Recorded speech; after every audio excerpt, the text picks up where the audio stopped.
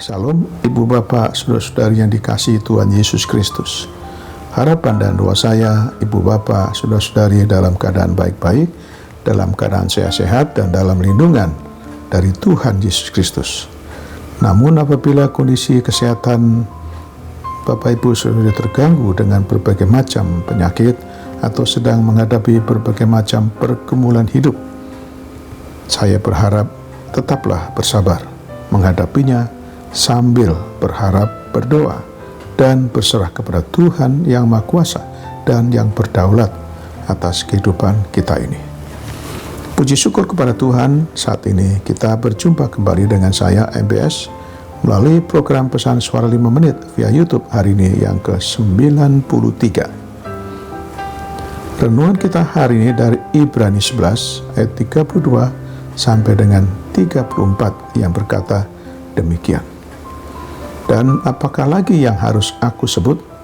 Sebab aku akan kekurangan waktu apabila aku hendak menceritakan tentang Gideon, Barak, Simson, Jefta, Daud, dan Samuel, dan para nabi yang karena iman telah menaklukkan kerajaan-kerajaan, mengamalkan kebenaran, memperoleh apa yang dijanjikan, menutup mulut singa-singa, memadamkan api yang dahsyat. Mereka telah luput dari mata pedang, telah beroleh kekuatan dalam kelemahan, telah menjadi kuat dalam peperangan, dan telah memukul mundur pasukan-pasukan tentara asing. Tema renungan kita hari ini, Tuhan sanggup memakai hidup kita. Jefta adalah salah satu dari saksi-saksi iman yang tertulis di Alkitab. Artinya, Jefta memiliki level iman yang bisa disejajarkan dengan Gideon, Barak, Simson, Daud, Samuel, dan para nabi lainnya. Ia dipilih Tuhan sebagai hakim atas Israel selama 6 tahun. Dan bahkan Alkitab menulis bahwa Jefta, orang Gilead itu adalah seorang pahlawan yang gagah perkasa. Tertulis dalam Hakim-Hakim 11 ayat yang pertama. Tentunya ada sesuatu dalam diri Jefta sehingga ia dipilih dan dipakai Tuhan untuk menjadi alat kemuliaannya. Sebenarnya Jefta memiliki latar belakang kehidupan yang buruk karena ia terlahir dari seorang perempuan sundal, seperti tertulis dalam Hakim-Hakim 11 ayat yang pertama, sehingga kebanyakan orang menyebutnya sampah masyarakat. Sedangkan ayahnya adalah Gilead, termasuk keturunan dari suku yang tak diperhitungkan. Gilead mempunyai istri yang sah, tetapi ia berselingkuh dengan perempuan sundal, dan lahirlah Jefta.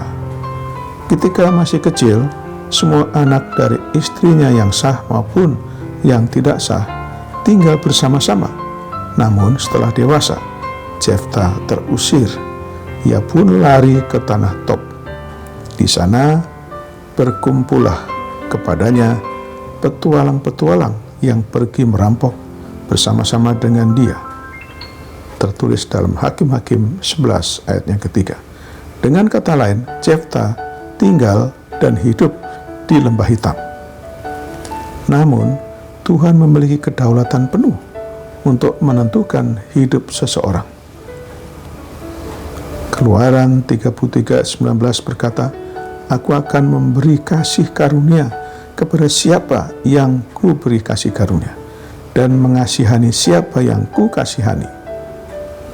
Oleh karena kasih karunia, Jefta pun dipilih Tuhan untuk menjadi alatnya, maka roh Tuhan menghinggapi Jefta. Apapun latar belakang hidup kita, tak perlu merasa minder dan rendah diri. Orang boleh saja merendahkan, tapi percayalah bahwa kita ini berharga di mata Tuhan. Tetapi apa yang bodoh bagi dunia, dipilih Allah untuk memalukan orang-orang yang berhikmat. Dan apa yang lemah bagi dunia, dipilih Allah untuk memalukan apa yang kuat. dan apa yang tidak terpandang dan yang hina bagi dunia dipilih Allah. Bahkan apa yang tidak berarti dipilih Allah untuk meniadakan apa yang berarti. Tertulis dalam 1 Korintus 1 ayat 27 dan 28. Tak ada yang terlalu sukar bagi Allah memilih dan memakai hidup seseorang, termasuk hidup kita. Demikianlah renungan kita hari ini. Selamat beraktivitas dengan iman dan imun yang teguh. Tuhan Yesus Kristus menyertai dan memberkati kita selalu. Sekarang mari kita berdoa. Bapa kami di surga, kami bersyukur untuk firman-Mu hari ini. Terima kasih atas pencerahan-Mu bagi kami pagi ini. Kami bersyukur atas kasih karunia-Mu kepada kami yang melayakkan dan memampukan kami menjadi alat-Mu. Apapun latar belakang kehidupan kami, Tuhan mampu mengubahkan hidup kami menjadi berharga dan mulia. Karena itu ya Tuhan, kiranya hidup kami bisa menjadi terang dan garam bagi dunia di lingkungan kami ya Tuhan. Bapa, sekarang kami berdoa bagi saudara-saudara kami yang sakit, yang sedang dirawat di rumah atau dirawat di rumah sakit. Kiranya Tuhan berkenan menjamah dan menyembuhkannya. Kami berdoa bagi yang bergumul dengan berbagai macam masalah kehidupan. Kiranya Tuhan berkenan menolong dan memberikan mereka jalan keluar. Berkatilah seluruh aktivitas kami hari ini ya Tuhan. Dalam nama Tuhan Yesus Kristus yang telah mengajarkan kami berdoa. Bapa kami yang di surga, dikuduskanlah nama-Mu. Datanglah kerajaan-Mu, jadilah kehendak-Mu di bumi seperti di surga. Berikanlah kami pada hari ini makanan kami yang secukupnya.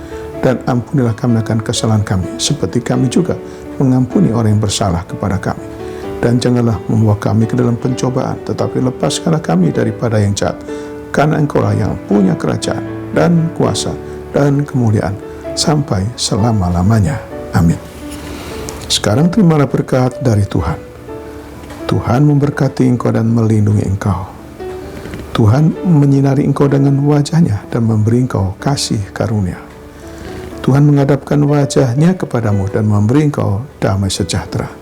Berkat anugerah dari Bapa Surgawi, cinta kasih karunia Tuhan Yesus Kristus, dalam persekutuan dan penghiburan dari Roh Kudus, menyertai kita semua dari saat ini sampai selama-lamanya.